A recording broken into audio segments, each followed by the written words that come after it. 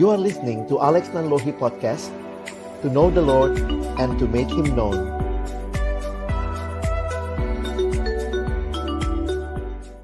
Selamat pagi Bapak Ibu sekalian. Saya bersyukur untuk kerja keras yang dilakukan oleh PSPPKM dan juga dari panitia Sinar UMC ini. Dan saya coba memberikan beberapa pemikiran yang bukan mengulang teori, tetapi saya lebih melihat apa yang juga terjadi di dalam pelayanan di lapangan. Saya coba melihat bahwa apa yang kita pikirkan bersama pada hari ini dan dari hasil survei dan presentasi analisa yang Ibu Astri sampaikan tadi, sebenarnya gereja ataupun kita, saya bicara gereja itu berarti bukan hanya gereja dalam bentuk institusi, tetapi saya belajar melihatnya secara lebih utuh ya, panggilan bagi setiap orang percaya.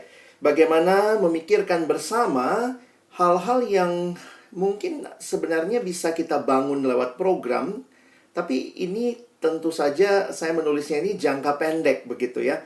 Kadang-kadang pertanyaan yang mungkin kalau kita ikut seminar ini, jadi udah deh maunya kita mesti bikin apa nih sebagai gereja, sebagai keluarga, sebagai sekolah, sebagai orang-orang Kristen. Kita bisa buat program, event is very easy to make ya. Tetapi berpikir untuk ini menjadi lifestyle orang-orang yang mengikut Kristus.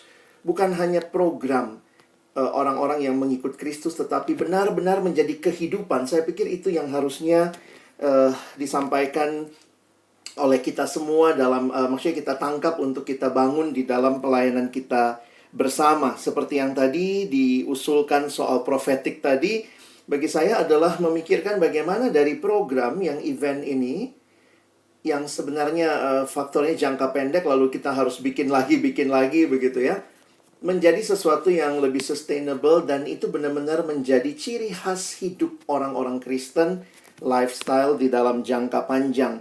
Karena itu saya mengusulkan 3 hal yang bisa kita pikirkan bersama, yang kemudian harusnya juga menjadi perhatian. Karena sekali lagi bikin event itu gampang banget. Gereja kalau event organizer tuh jago gitu ya. Ada sumber daya, ada dana, lalu kita buat sesuatu yang event itu sangat mudah biasanya seperti itu. Tapi juga saya harus katakan tidak semua gereja. Ada juga gereja yang mungkin lebih kecil, dengan resource yang terbatas, juga jadi pergumulan tentunya. Nah, saya memikirkan 3 hal sebagai usulan untuk kita pikirkan dan untuk kita tindak lanjuti. Sekali lagi waktu saya bicara gereja, saya memasukkan di dalamnya keluarga Kristen, ya. Itu sebagai unit paling kecil dari gereja. Gereja dalam arti jemaat secara umum dan termasuk sekolah, khususnya mungkin sekolah Kristen. Ya, ini yang saya pikirkan terus adalah tentang pemuridan. Ya, tentunya dalam konteks gereja yang punya banyak generasi di keluarga juga, yaitu pemuridan yang intergenerasi, karena memang ada anggota-anggota yang beragam di dalam gereja. Mungkin mikirnya, wah udah ngomong jauh-jauh kok baliknya ke hal yang ini. Karena bagi saya ini sangat mendasar dalam satu buku yang ditulis oleh Grant Skeldon, buku yang berjudul The Passion Generation. Dia seorang pendeta milenial. Dia menuliskan buku ini, kami sudah coba terjemahkan menjadi buku yang bisa menjadi acuan. Bagi saya menarik sekali, dia bicara masalah generasi ini, termasuk semua masalah lain. Orang muda yang kurang passionate, kurang care, kayaknya kelihatannya egois. Tapi dia mencoba melihat sebagai ini generasi yang sebenarnya penuh dengan hasrat. Dan apa yang jadi tesis mendasar dia bagi saya menarik ya. Waktu dia bilang bahwa kita seringkali bicara soal milenial, orang muda, kita menanggapi mereka, anak-anak sekarang kurang ini, kurang itu. Everyone is talking about millennials, but no one is listening to them. Dia sendiri sebagai seorang yang melewati proses itu, di awal bukunya dia memberikan beberapa wajah karikatur ini, yang dia katakan orang-orang ini Tuhan pakai memuridkan saya. Nah, saya agak kaget juga pertama, kok ada Charles Spurgeon, emang dia seumur berapa ya? Ada Martin Luther. Ya tentunya dia dimuridkan dengan tulisan-tulisan oleh mereka, tetapi orang yang berkesan bagi dia yang kiri atas itu Kevin Batista. yang membawa satu pembaharuan ketika sebagai generasi yang lebih tua, dia memuridkan Grant Skeldon. Sehingga tesis dasar buku ini sebenarnya cuma ini Bapak Ibu ya. The church doesn't have a millennial problem. It has a discipleship problem. Jadi dari buku ini saya mendapatkan pemahaman yang lebih utuh sebenarnya tentang pemuridan, yang mungkin kalau bicara konteks gereja, maka ketika generasi yang lebih tua merasa kenapa yang muda seperti ini, pertanyaannya apakah kita memberi diri untuk memuridkan generasi ini? Atau di sisi lain ketika kita mengatakan kenapa mereka tidak terlibat dalam hal-hal yang sosial, jangan-jangan karena mereka tidak lihat teladan dari generasi yang sebelumnya. Ini mungkin tanda kutip bukan semata-mata salahnya generasi ini, tetapi kalau kita kaji termasuk ada andil dari ketika antar generasi di gereja cukup terputus mungkin dan tidak ada pemuridan yang cukup intentional. Dan dia menawarkan atau dia memberikan gambaran sebenarnya tentang bagaimana kaum muda. Dia katakan banyak aktivitas gereja, most of church events itu come and listen to me. Jadi kita merasa ya udah anak muda nggak tahu apa-apa, ya udah datang aja dengerin. Tapi ada yang mungkin sedikit lebih jauh, mentorship. Come and meet with me. Ada program, datang seminggu sekali, ada kelas pemuridan, ada KTB, mungkin kita pakai bahan datang, belajar bahan tertentu. Tetapi bagi dia yang dia coba soroti, yang dia pelajari dari hidup Yesus adalah discipleship, yang slogan Yesus adalah come and follow me. Kita bukan hanya mencari jadwal untuk orang tertentu, untuk kemudian nanti dia bisa kita muridkan, tetapi kita memasukkan mereka ke dalam hidup kita. Nah ini yang bagi saya menarik dalam pengalaman Grant Skeldon dengan Kevin Batista tadi. Kevin memasukkan Grant ini ke dalam hidupnya. Jadi menarik untuk kita bisa nanti perhatikan, dan ada beberapa kartun menarik dalam buku ini. Karena ini buku yang dia tulis baik untuk milenialnya maupun untuk yang lebih senior. Dikatakan you cannot expect what you don't invest. Kadang-kadang kalau gereja atau orang yang generasi yang lebih tua hanya bilang kenapa begini, kenapa begitu. Pertanyaannya apa yang saudara investasikan untuk kaum muda ini? If you are not discipling anyone, will you please refrain from criticizing the next generation? Nah ini suara yang dia sampaikan, yang kemudian saya lihat begini, ini penting sekali teladan. Di dalam Amsal 22 secara sederhana dikatakan, didiklah orang muda menurut jalan yang patut baginya, maka pada masa tuanya pun ia tidak akan menyimpang daripada jalan itu. Kita rindu bahwa gereja, gambaran gereja 10-15 tahun ke depan ada di tangan orang-orang muda ini. Apa yang kita akan shape dalam hidup mereka? Kata didiklah di dalam terjemahan bahasa Inggris misalnya tidak hanya menggunakan kata teach, bukan hanya mengajarkan pengetahuan, tetapi train up a child. Sehingga pola training, ini pola pemuridan, pola hidup bersama yang membuat orang lain bisa melihat apa yang sedang dikerjakan di dalam kehidupan orang yang sedang dimuridkan. Paulus kepada Timotius jelas sekali. Engkau ikuti ajaranku, ada 7ku di sini. Ajaranku, cara hidupku, pendirianku, imanku, kesabaranku, kasihku, dan ketekunanku. Kepada Timotius yang ada di tengah-tengah situasi yang sulit di gereja Efesus. Dengan begitu banyak, itu gereja perkotaan Bapak Ibu ya. Gereja yang ada di pinggir pantai atau laut seperti itu, menjadi tempat pertukaran budaya yang luar biasa. Maka ketika Paulus menasihati Timotius, dia mengingatkan Timotius kepada kebersamaan mereka. Saudara bisa dengar ajaran ketika saudara dengar orang berkhotbah. Tetapi saudara akan bisa lihat kesabaran, kasih, ketekunan. Itu kalau ada hidup bersama. Ya ini yang mungkin saya ingatkan juga untuk terus menjadi perhatian kita bagi orang-orang yang melayani kaum muda. Bahkan Timotius diajak Paulus dan Timotius melihat, engkau telah ikut menderita penganiayaan dan sengsara seperti yang telah kuderita di Antioquia dan di Iconium dan di Listra. Sehingga sekali lagi pemuridan ini bukan sebuah proses menyampaikan informasi belaka pakai bahan tertentu, tetapi sebuah kehidupan yang dibagikan. Memuridkan itu life to life, bukan sekadar mind to mind. It's a process of journeying together, berjalan bersama. Prinsip yang juga di dalam mentorship, sekarang dalam bisnis aja pakai mentorship gitu ya. Saya pikir padahal itu sebenarnya hartanya gereja, kekayaan gereja yang kita lebih dalam, discipleship. Makanya sebenarnya tempat paling sederhana mulai dari rumah, Bapak Ibu Saudara sekalian ya. Saya melakukan, kamu melihat. Saya melakukan, kamu bantu. Kamu melakukan, saya bantu. Dan kamu melakukan, saya kemudian melihat ya. Kalau kita yang Kristen tambahin, saya mendoakan begitu ya.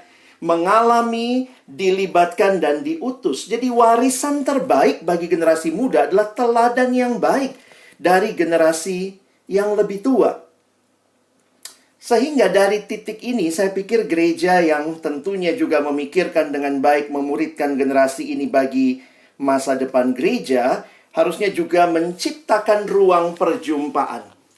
Tadi seperti yang Ibu Astri sampaikan, memang jelas sekali bagaimana ada modal generasi ini yang tidak terlalu tersekat-sekat dengan berbagai keberagaman. Anak sekarang sudah terbiasa dengan keberagaman. Tetapi kemudian juga gereja yang mungkin sangat eksklusif harus juga bisa menolong. Saya bicara sekali lagi, gereja bukan hanya gereja institusi, tapi juga keluarga. Panggilan kita adalah garam dunia dan terang dunia. Menarik sekali, Tuhan tidak bilang kamu garam, kamu terang. Tidak. Tuhan katakan kamu garam dunia. Kamu terang dunia. Kita dikasih konteks di mana kita hadir. Sehingga kita harus memperhatikan kondisi dunia. Garam jangan cuma kumpul sama garam jadi gudang garam, saudara ya. Tapi di sini kita melihat panggilannya di mana. Kalau Bapak Ibu ada dalam gereja perkotaan, maka bagaimana kita membangun kesadaran melihat kebutuhan yang ada di perkotaan. Dalam serial khotbah Paulus dengan judul The Tales of serial khotbah John Stott ya, dia mengangkat kisah Paulus melayani di Kisah Rasul, judulnya The Tales of Four Cities. Dia mengatakan bahwa salah satu contohnya, tantangannya adalah pluralism. Tentang agama, ras, golongan. Tetapi apa yang dia tawarkan ya? Ketika melihat jemaat Filipi misalnya, Injil itu bersifat universal. Bayangkan, ada budak perempuan, ada Lydia. Lydia itu golongannya agak atas, ada budak perempuan, ada prajurit Romawi yang menjadi kepala penjara. Injil bersifat universal, Injil bersifat mempersatukan. Dan seharusnya ini bisa kelihatan di dalam gereja yang memberikan kesempatan juga untuk ada ruang-ruang perjumpaan seperti ini. Bisa jadi mereka tidak pernah tahu apa yang terjadi di sekitarnya, atau mungkin dalam gereja bisa kita lihat di sekitar gereja apa kebutuhan. Mungkin ada masalah kemiskinan, ketidakadilan, atau masalah-masalah perbedaan yang seharusnya bisa menjadi bagian yang kita bangun juga di dalam diri orang muda untuk memiliki ruang-ruang perjumpaan bersama-sama dengan apa yang ada di sekitarnya. Dan yang terakhir, ya ini lagi ya, memberikan kontribusi. Bapak Ibu Saudara sekalian, apakah gereja itu? Kalau gereja hadir di tengah dunia, maka kalimat Tuhan Yesus menarik. Terangmu bercahaya di dalam dunia. Kita butuh pemahaman yang lebih lengkap, lebih utuh tentang gereja. Kadang-kadang sekarang menjadikan, karena banyak gereja, kita ke gereja tuh kayak gini Bapak Ibu ya, seperti pergi ke supermarket. Apa yang dilakukan? Ya udah, apa yang saya dapat. Kita masukkan semua. Dan seringkali ini juga yang mewarnai pikiran kaum muda, semua tentang dirinya. Padahal kalau bicara kontribusi, ya kita bicara bagaimana melibatkan kaum muda melayani Tuhan dan sesama secara internal di dalam gereja, tetapi juga aksi sosial keluar. Jadi kita harus bergerak dari gereja yang mungkin terjebak dalam konsumerisme. Saya ke gereja dapat apa? Dengan saya memberi apa? Dan ini bisa harusnya dibangun juga di dalam kebersamaan dengan gereja Tuhan yang lain. Jadi jangan-jangan juga generasi muda tidak melihat itu karena gereja sibuk bicara berkat, sibuk membangun ke dalam, tetapi lupa memberi untuk membagikan. Nah, di sini kita mungkin butuh networking, Bapak Ibu, antar gereja. Mungkin tidak masalah gereja yang tadi misalnya sanggup melakukan salah satu tipologi tadi. Maka silahkan lakukan itu, tetapi ketika itu dilakukan bisa saja. Misalnya ada gereja tertentu dengan sumber daya yang cukup banyak, bikin bimbel. Ya udah, nanti undang gereja lain yang punya anak muda untuk bantu bimbel saudara. Tidak mesti semua gereja bikin bimbel begitu ya. Nanti gereja berubah jadi bimbel. Tapi ini jadi pertanyaan yang penting, apakah juga kita hanya sibuk membangun gereja kita, networking kita seperti apa? Dan juga secara individu. Keluarga, saya ingat sekali, kenapa saya banyak bicara teladan, kepekaan sosial saya diasah, salah satunya ketika saya dimuridkan pada waktu SMA. Setiap kali kami ulang tahun bersama, biasanya pemimpin KTB saya itu ajak kita gini, yuk, ulang tahun kali ini pikirannya bukan saya dapat apa, tapi apa yang bisa saya berikan. Dan saya ingat waktu itu kami kumpul uang bersama, kami datang ke panti anak cacat, beberapa kali ulang tahun di panti asuhan, sehingga membangun semangat bukan saya dapat apa. Kalau gereja hanya sibuk mikirin ke dalam saya dapat apa, kita jadi lupa bahwa tentunya ketika kita diberkati, kita pun dipanggil menjadi berkat. Networking penting. Tidak semua yang Bapak Ibu dengar harus dilakukan di gereja saat ini ya. Bagaimana? Mari kita bernetworking. Kalau Bapak Ibu tertarik membangun kesadaran bela negara, ada teman-teman dari Benaran Indonesia. Melayani anak-anak marginal dan segala macam, saya pikir Indonesian Care juga memfasilitasi kita untuk berkumpul bersama. Dan bahkan bisa menolong gereja juga mungkin menjadi tempat di mana anak-anak mudanya bisa magang mungkin ya, untuk mengasah kepekaan sosial. Ada lembaga seperti Sahabat Anak yang melayani anak-anak jalanan. Dan ini juga bisa menjadi partner gereja. Jadi bukan berarti gereja harus mewadahi, memfasilitasi semuanya. Dan termasuk juga teman-teman yang ada di World Vision. Mereka yang secara khusus memang punya program-program untuk pelayanan seperti ini.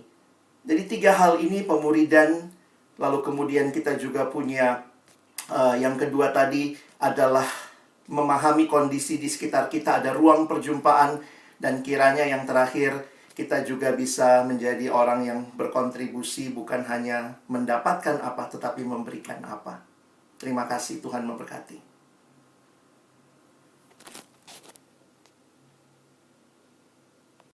Jadi kalau misalnya kita melihat tanggapan dari Pak Alex dan Pak Handoyo, kalau saya gabungkan, kira-kira gimana kalau saya salah atau mungkin keliru. Jadi kita buka kesadaran sosial awareness yang kita maksudkan kepada anak-anak, kita berikan arah, kita berikan stimulus yang holistik tentunya, kita jadi figur, kita beri kontribusi, kita berikan ruang kesempatan kepada mereka, pun juga kita harus jalin kerjasama, dan kemudian baru kita kritik. Karena tadi Pak Alex katakan, do not criticize unless you give your contribution, unless you take an action to disciple. Thank you Pak Handoyo untuk tanggapannya. Baik Bapak Ibu, mari kita masukkan pertanyaan, pendapat, masukan paling selido yang ada di kolom chat. Jangan lupa cantumkan kepada siapa pertanyaan itu ditujukan. Dan sebelum kita masuk ke sesi tanya jawab Bapak Ibu, mari kita simak dulu pengumuman berikut. Masih ada satu pengumuman. Sudah selesaikan pengumuman tadi. Selesaikan apa? Oke, mari kita masuk ke sesi tanya jawab. Ini akan jadi menarik sekali. Panitia akan menampilkan pertanyaan di layar dan tanya. Kita akan sama-sama. Oke, baik, ini pertanyaan pertama. Apakah yang menyebabkan kesadaran pemuda hanya sekedar opini, perasaan dan aktivitas sederhana dan belum pada tindakan yang rela berkorban? Bukankah pemuda dikenal punya jiwa atau semangat berjuang? Ini tidak ada keterangan ya ditujukan kepada siapa pertanyaan ini, tapi saya minta tidak dibahas untuk menjawab lagi saja. Ayo ya. Iya Bu. Ya sebenarnya betul sih, pemuda dikenal punya jiwa semangat berjuang, tapi jiwa semangat itu kan masih dalam tataran rasa. tataran pikiran, bisa juga tataran perasaan, gitu, tataran afeksi. Ada perjalanan yang cukup panjang untuk membuat itu bisa diwujudkan gitu. Jadi saya rasa Pak Alex dan Pak Handoyo juga banyak bicara tentang misalnya menciptakan ruang, ya, ruang untuk apa? Ruang untuk mencoba, ruang untuk berlatih, ruang untuk melakukan supaya perasaan dan opini itu bukan hanya pada tataran perasaan, tapi bisa dia lakukan. Itu dalam banyak teori-teori transformasi itu, transformasi hanya bisa terjadi ketika orang punya ruang untuk mencoba, ya. Bahkan bukan cuma coba, tapi ditambah lagi dengan ada modelnya, ada model yang membuat dia bisa meniru awalnya, tapi kemudian dia bisa melakukannya dengan bebas dan bahkan secara konsisten terus-menerus dia lakukan dalam berbagai bidang, berbagai konteks-konteks yang berbeda gitu. Jadi ini yang dari tadi kita bicarakan gitu, bahwa harusnya anak-anak muda itu diberikan kesempatan gitu supaya mereka bisa memunculkan apa yang mereka rasakan, mereka pikirkan itu dalam tindakan nyata. Thank you, Ibu. Betul. Dari tadi juga banyak ya ditekankan tentang ruang, kesempatan diberikan kepada anak muda, dan hasil penelitian kita kan juga menunjukkan itu. Semakin tinggi kesempatan diberikan kepada anak muda, semakin tinggi juga tindakan yang mereka lakukan dalam hal social awareness ini. Baik, Pak Alex mungkin Pak berikan tanggapan Pak silakan Pak. Saya pikir cukup ya, sudah sepakat. Baik. Pak Handoyo mungkin Pak, belum kita masuk ke pertanyaan berikut.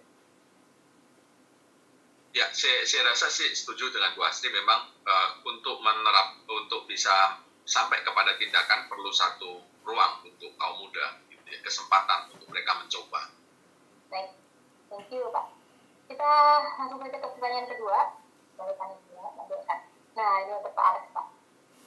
Sangat menarik ketika Bapak menyampaikan perlunya ruang perjumpaan diciptakan kepada kaum muda. Bagaimana cara menciptakan ruang perjumpaan? Wah, akhirnya mesti jawab juga ya. Karena pertanyaan buat saya. Thank you. Ini pertanyaan yang juga sebenarnya banyak jadi pergumulan buat saya sendiri. Cuma akhirnya saya melihat setiap orang pasti punya pertama kalinya. Nah, banyak anak muda tuh nggak punya pertama kalinya karena mungkin nggak pernah diajak. Misalnya kita bayangkan anak muda langsung tuh ke pelayanan penjara. Wah, nggak pernah tuh. Nah, makanya mungkin yang lebih senior, yang lebih tua generasinya coba bisa mengajak pelayanan ke penjara. Saya ingat juga beberapa kali ketika dulu mulai dengan pelayanan ke rumah sakit untuk penginjilan gitu ya.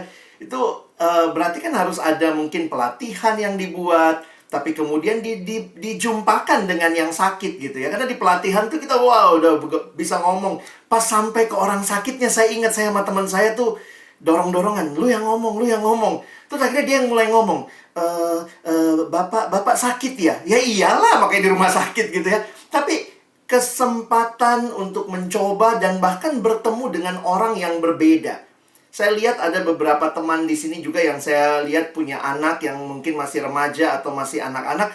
Itu ada yang bikin kayak peace train, ikut itu ya. Kereta damai, misalnya jalan-jalan dengan teman yang berbeda. Karena buat beberapa anak yang mungkin tidak pernah ke sekolah yang non-Kristen, tahu-tahu waktu kuliah masuk kampus ngelihat teman yang berkerudung, langsung kaget gitu. Wih, kok ada orang berkerudung? Karena seumur hidup mungkin dalam pengalaman sekolahnya dia nggak pernah berjumpa. Jadi itu perlu diciptakan dan diberi kesempatan pertama kali. Saya pertama kali ke pelayanan rumah sakit, pelayanan penjara, pelayanan itu karena ada yang ngajak gitu. Saya sebagai anak kecil kan nggak punya channel ke sana. Mungkin itu sih kalau secara sederhana. Thank you. Thank you Pak untuk jawabannya. Jadi ingat Pak, ternyata pengalaman saya waktu di gereja juga, anak-anak tuh waktu diajak pertama kali memang agak ogah-ogahan kan. Tapi ketika sudah diajak, nextnya mereka yang nanya, Kak, kapan lagi ini, kapan lagi ini. Itu benar. Itu benar banget. Betul Pak.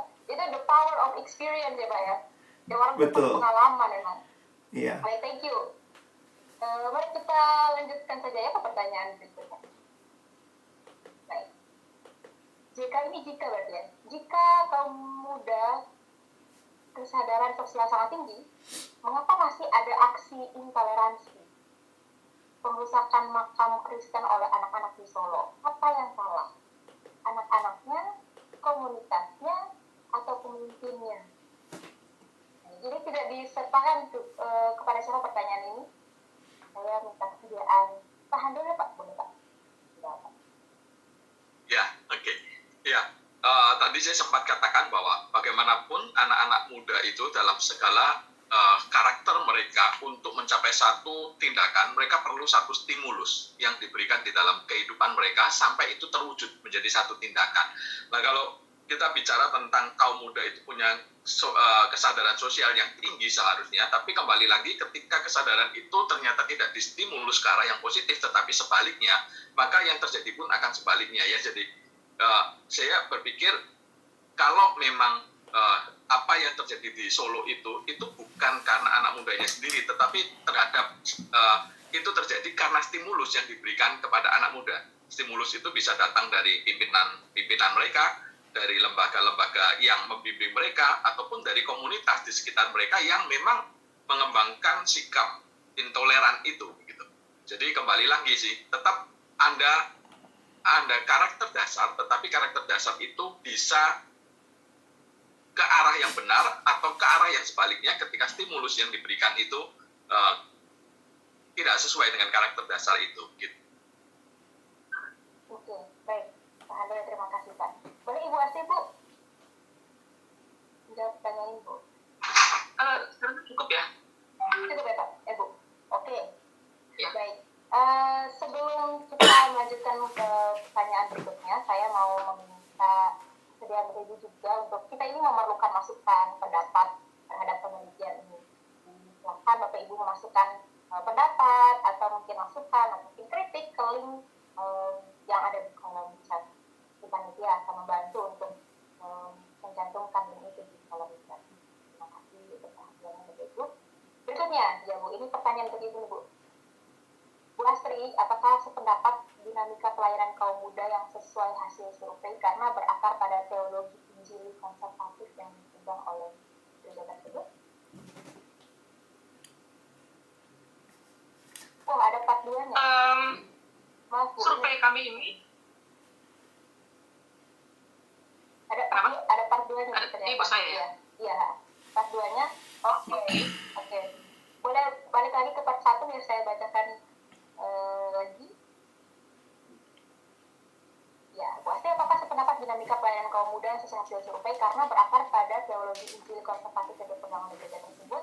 Part 2, sehingga yang juga dibutuhkan adalah pembaruan gereja dan hamba Tuhan ke arah teologi Injil yang moderat sebagaimana dinyatakan dalam undang-undang tubuh. Baik Bu, siapa Bu? Ya, mungkin saya perlu menanggapi bahwa survei kita ini tidak hanya pada gereja-gereja Injili. Ini jelas sekali di dalam survei kami yang 370 sekian itu datang dari berbagai sama-sama anak-anak perkotaan. Jadi ya ada gereja-gereja Injili yang konservatif ada, tapi ada juga ada gereja karismatik, ada gereja macam-macam, HKBP pun sekalipun juga ada, dan cukup merata gitu.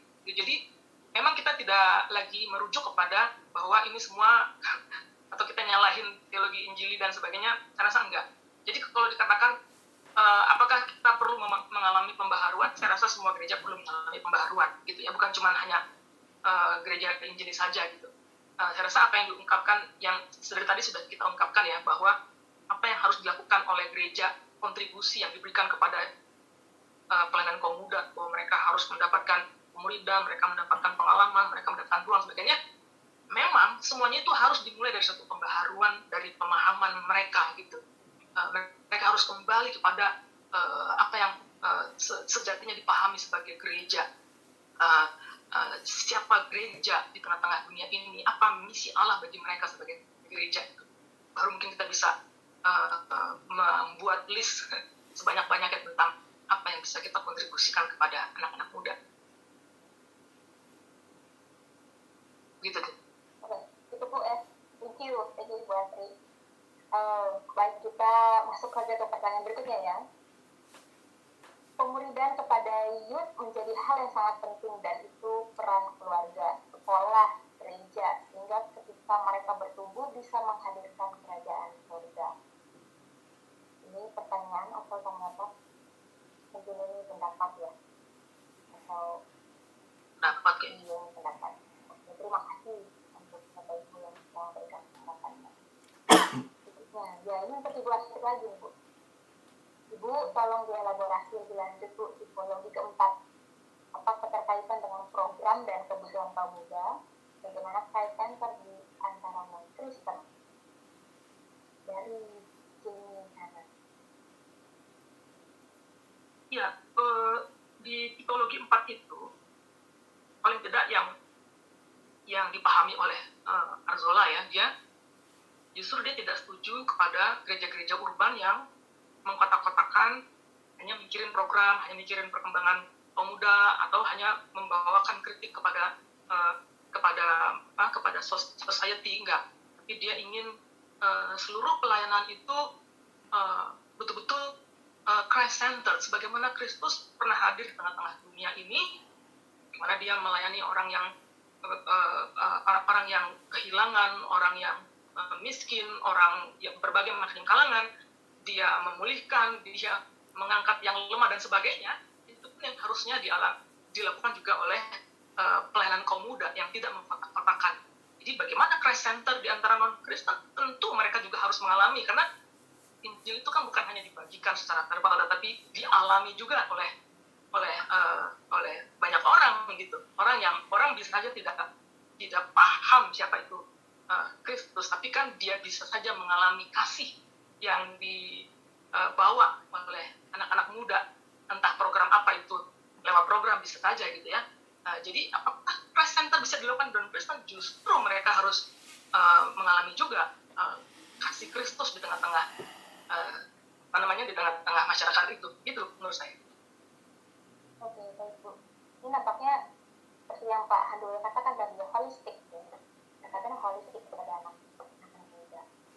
Terima kasih Bu. Pak Alex mungkin Pak, gimana Pak? Atau mau memberikan? Ya, ini. Oke, ini. Oh, buat saya. Ini langsung ada ke pertanyaan buat Pak Alex ya. Hal ini sudah beberapa tahun digaungkan oleh Pak Alex. Apakah saat ini sudah ada perubahan berarti yang dilakukan oleh gereja? Kalau belum, apa masalahnya? Oke. Kalau saya tidak salah nangkep, berarti ini soal pemuridan yang saya angkat tadi ya. Saya tetap punya pengharapan lah ya. Nggak mau pakai kata optimis, tapi lebih punya pengharapan bahwa banyak gereja saat ini kembali menyadari pentingnya apa yang Tuhan Yesus lakukan.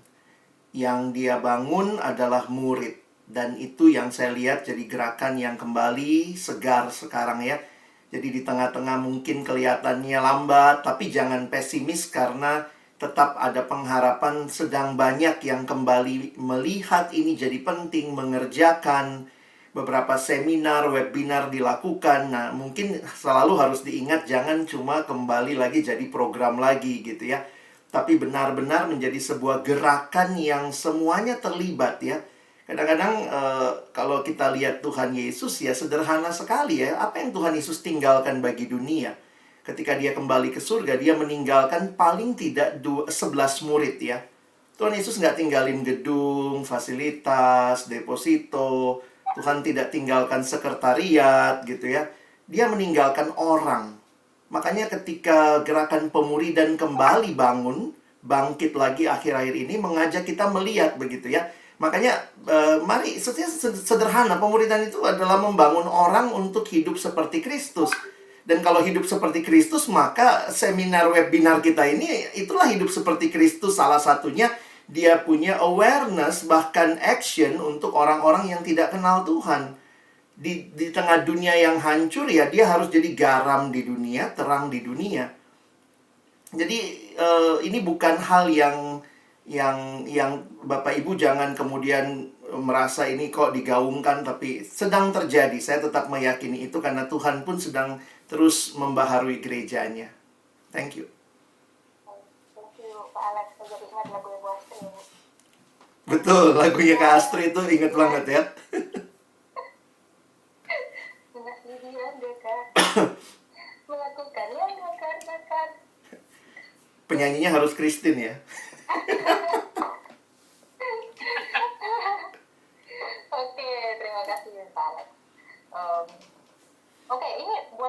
lagi nih Pak. Oke.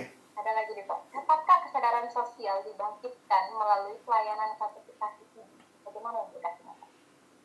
Oke, sebenarnya bisa dengan apa saja ya, termasuk kan apa yang sudah ada di gereja. Jadi saya melihat begini, ketimbang Bapak Ibu membuat program baru khusus membangkitkan awareness sosial, pakai aja aktivitas yang ada termasuk katekesasi. Nah, mungkin ini yang perlu kita modifikasi ya, katekesasi CD-nya bukan cuma ngisi pengetahuan, tapi memberi pengalaman. Mungkin bertanya, gimana nih Pak sekarang dengan Zoom-Zooman begini bisa juga gitu ya. Di sini ada siapa? Ibu Apni, petani muda.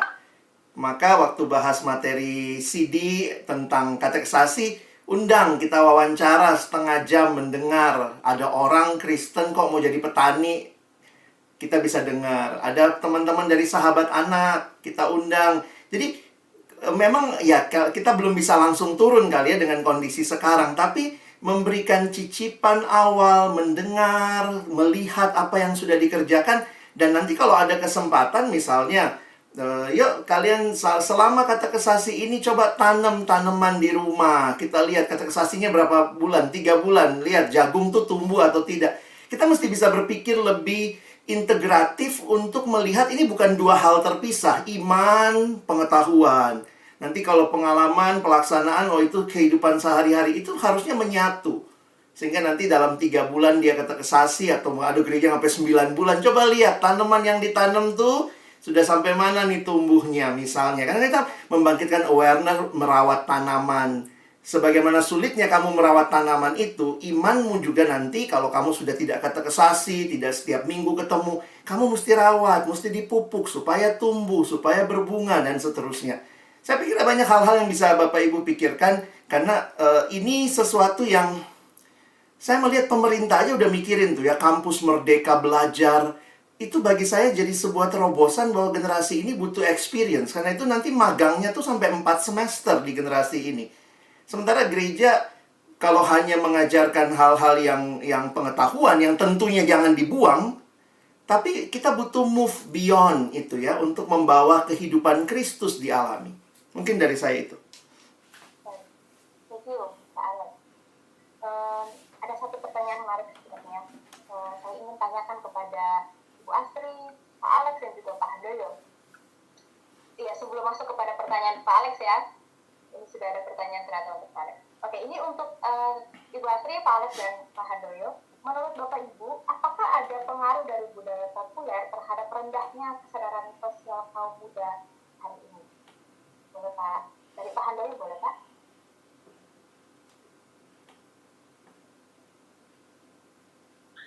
Iya, menurut saya sih kalau budaya populer itu kan memang disukai oleh anak-anak muda ya.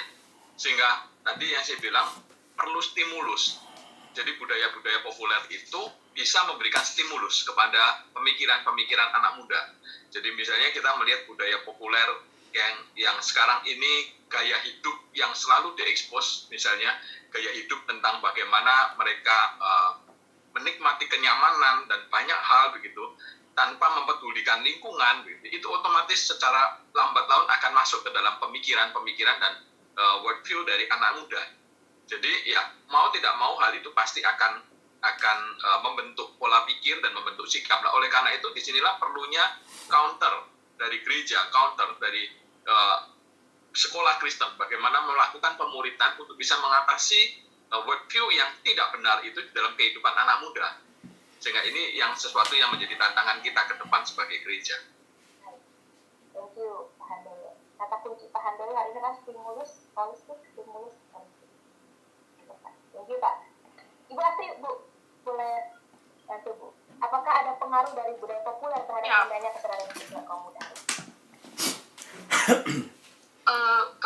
Kalau saya sih nggak tahu ya pengaruhnya langsung atau gimana, itu kita mesti penelitian dulu. Tapi jelas budaya populer itu memang banyak pengaruhnya kepada anak muda gitu.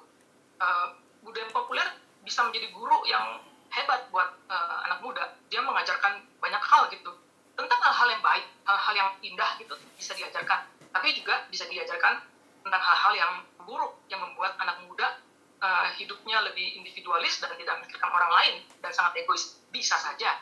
Problemnya juga adalah anak-anak muda seringkali menikmati budaya populer itu hanya sebagai sesuatu yang menyenangkan, hanya sesuatu yang menghibur, itu baik di film, baik di lifestyle mereka, baik di media sosial, semua berbagai bentuk budaya populer itu hanya memberikan rasa entertainment kepada mereka gitu, kesenangan. Nah, di sini akhirnya gini, tadi saya terpikir begini ya, tadi kan kita banyak bicara tentang mereka butuh pengalaman, tapi pengalaman itu tidak bisa berdiri sendiri, mereka butuh dialog. Dalam hal dengan budaya populer perlu ada pemaknaan didapat dari mana? Dari dialog dengan siapa? Dialog dengan dirinya sendiri bisa, dialog dengan seniornya bisa, dialog dengan pembinanya juga bisa, untuk supaya budaya populer itu bisa sampai kepada mereka, bukan hanya pada tataran kesenangan, tetapi mereka menemukan makna-makna. Lalu dari situlah kemudian mereka mendapatkan insight, lalu mereka menjadi didorong, mereka menjadi mendapatkan pencerahan, sehingga mereka bisa berpikir, oh ada kemiskinan di luar sana setelah saya melihat film ini gitu. Dan kemudian dia bisa tergerak. Itu hebat banget ya. Itu bahkan lebih hebat, seringkali lebih powerful daripada hanya dikatakan saja gitu. Jadi budaya populer ya bisa dipakai, tapi kita juga perlu menolong mereka untuk mendapatkan kemaknaan lewat dialog-dialog. Baik, thank you Bu. Mulai dari Pak Handoyo, berikan word view, dan Ibu berikan makna dari apa yang mereka senangi itu, mesti berikan makna. Mereka tahu maknanya apa, dan berikut Pak Alex, Pak. Ya, saya mungkin ingat waktu kita bicara pop culture dulu ya, Bu Astri, Pak Fandi bicara bagaimana kita membedah hermeneutika zaman ya. Saya pikir itu juga perlu disederhanakan untuk jadi semacam pembinaan untuk membangun worldview yang dialogis. Seringkali kan worldview yang dibangun sekarang di banyak gereja buat kaum muda, akhirnya cuma bahas creation, fall, redemption, consummation, itulah Christian worldview, tapi tidak diajak untuk membangun dialognya. Nah, saya pikir waktu itu saya dapat banyak masukan melalui waktu kita buat pertemuan tentang hal itu. Dan saya lagi berpikir juga bagaimana ya membangun itu sehingga anak-anak waktu nonton film tuh dia bisa berdialog dengan Christian worldview yang dia miliki, tapi dia bisa dialog. Oh, ini fall nih, ini bagian ini bukan yang ditiru gitu ya. Ini bagian ini redemptive nih. Ini bisa kita kembangkan. Nah, itu saya pikir butuh lebih banyak literatur yang sederhana kali ya. Dan juga teman-teman muda seperti mungkin Pak Ivan, Ibu Christine ini yang Pak Yeremia yang bisa membangun kita untuk melihat hal itu. Nah, tapi kalau saya boleh tambahkan sedikit, nah ini sebenarnya tidak terkait dengan konteks yang lain, tetapi juga saya melihat anak zaman sekarang dibesarkan dengan pola asuh yang saya nggak bisa salahkan, tapi itulah pola asuh mereka sekarang. Saya keliling beberapa gereja, ketemu dengan pembina remaja yang di perkotaan. Ngeluhnya biasanya begini, anak-anak cuma bisa datang hari Minggu, Kak. Bener ya, karena sekarang gereja perkotaan, dulu kan orang tuanya, kalau generasi pertama, kedua tuh rumahnya masih deket gereja ya. Terus kena penggusuran, jual tanah di kota, pindah ke daerah. Jadi beberapa teman-teman yang hamba Tuhan di gereja itu yang punya pemuda remaja tuh hanya ketemu anaknya seminggu sekali di hari Minggu. Kalau dulu itu ketemu, itu gereja jadi kayak rumah tinggal kedua untuk generasi papa mama atau majelis sekarang yang dulu kayaknya homey banget gereja, ada apa-apa ke gereja begitu. Nah, itu aja udah menciptakan, saya coba throw up hal yang saya lihat ini untuk kita berpikir bersama bagaimana membangun kehidupan orang muda yang tetap bisa aware gitu. Lalu yang kedua, anak-anak zaman sekarang itu mulai, ya kita tahu lah ya betapa mengerikannya kota. Punya anak di kota itu orang tuanya double thinking gitu untuk gimana keamanan anak saya. Nah, waktu zaman dulu orang tuanya mungkin terbiasa naik angkot. Sekarang nggak banyak orang tua izinin anaknya naik angkot. Nah, sehingga hal-hal seperti itu janganlah sampai anak gua naik angkot ntar dia dicolek, dilecehkan atau apa. Sehingga beberapa anak itu bergantung sama supir antar jemput. Nah, jadi kita mesti bisa melihat, benar saya pikir yang Pak Handoyo bilang tadi juga harus kita kritisi. Sejauh mana awareness yang kita mau mereka miliki, karena realita hidupnya pun dia nggak hidup dalam masyarakat. Kadang-kadang nggak pernah injek tanah anak-anak ya, injeknya semen doang gitu ya, karena nggak pernah ketemu tanah gitu ya, naik mobil, turun mobil, di sekolah langsung depan pintu sekolah. Nah, jadi kita mesti berpikir nih, Kalau dulu kita bilang, wah anak dulu tuh inisiatifnya tinggi. Nah sekarang mungkin mereka bukannya nggak inisiatif, tapi mereka memang sudah hidup dengan situasi itu. Nah karena itulah ruang perjumpaan yang disengajakan, yang kita buat seperti yang mungkin kita alami dulu, itu akan menolong. Jadi jangan dulu menghakimi mereka nggak punya social awareness, padahal pola kita membesarkan mereka juga sebenarnya membuat mereka agak terasing dengan dunia di mana mereka hidup. Nah, tapi itulah realita yang saya lihat juga ya, dengan kejahatan yang ada di perkotaan. Nah, ini jadi pergumulan nih. Kita suruh mereka masuk ke kota, padahal kita sendiri juga bilang, hati-hati kamu hidup di kota gitu ya. Mungkin itu sedikit dari saya. Baik, thank you Pak Alex. Saya jadi ingat ada sekolah alam di Jogja. Itu mereka tuh anak-anak itu belajar menghitung itu dari alam. Mereka tuh praktik di sana gitu, dan itu punya kekuatan kuat sekali untuk mereka mengingat akhirnya, karena mereka punya pengalaman langsung dengan alam. Memang praktik itu punya kekuatan untuk membentuk satu worldview ya dalam kehidupan kita. Thank you Pak Alex. Baik, ada pertanyaan satu lagi, boleh ditampilkan. Makanya tadi ada tips-tips gitu ya, mempertanyakan tentang tips. Saya mau tanyakan kepada Handoyo, Ibu Astri, dan Pak Alex juga nih pertanyaan ini. Ini pertanyaan untuk Pak Alex, tapi nanti saya juga meminta Bu Astri dan Handoyo untuk memberikan tips-tipsnya. Mohon masukan bagaimana tips-tipsnya meningkatkan komunitas pergaulan lintas sara anak muda menjadi sebuah komunitas yang meridanya. Boleh silakan. Alex mungkin Pak? Saya mungkin udah kebanyakan ngomong, saya pikir yang lain dulu deh. Oke, Ya, thank you. Bahkan Pak Handoyo.